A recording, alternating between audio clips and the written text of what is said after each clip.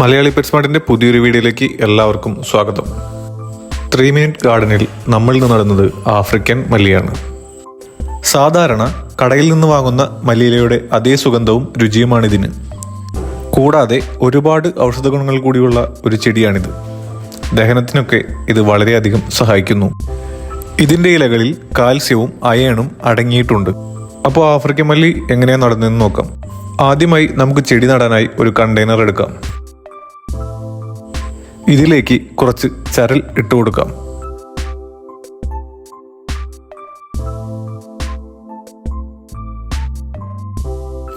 ഈർപ്പം നിൽക്കുന്ന നന്നായി വേരോടാൻ സഹായിക്കുന്ന മണ്ണുകളിലാണ് ഇവ നന്നായി വളരുന്നത്.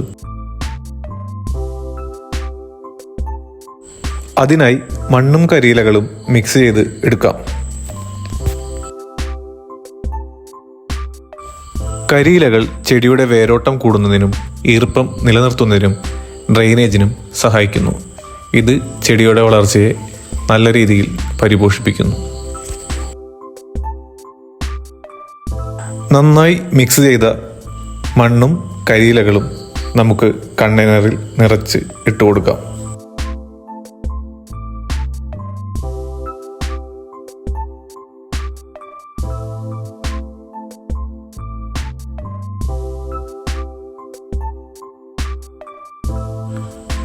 കണ്ടെയ്നറിൽ ആവശ്യത്തിനുള്ള മണ്ണായിട്ടുണ്ട്. ഇനി ചെറിയൊരു കുഴിയെടുത്ത് നമുക്ക് ചെടി നട്ടുകൊടുക്കാം. ഒരു കാലത്ത് ആഫ്രിക്കൻ മല്ലി നമ്മുടെ പറമ്പുകളിൽ സുലഭമായിരുന്നു. എന്നാൽ ഇന്ന് അത് നഴ്സറികളിൽ നിന്നും വാങ്ങേണ്ട ഒരു അവസ്ഥയാണുള്ളത്. ചെടി തണലത്ത് വയ്ക്കുന്നതാണ് നല്ലത്.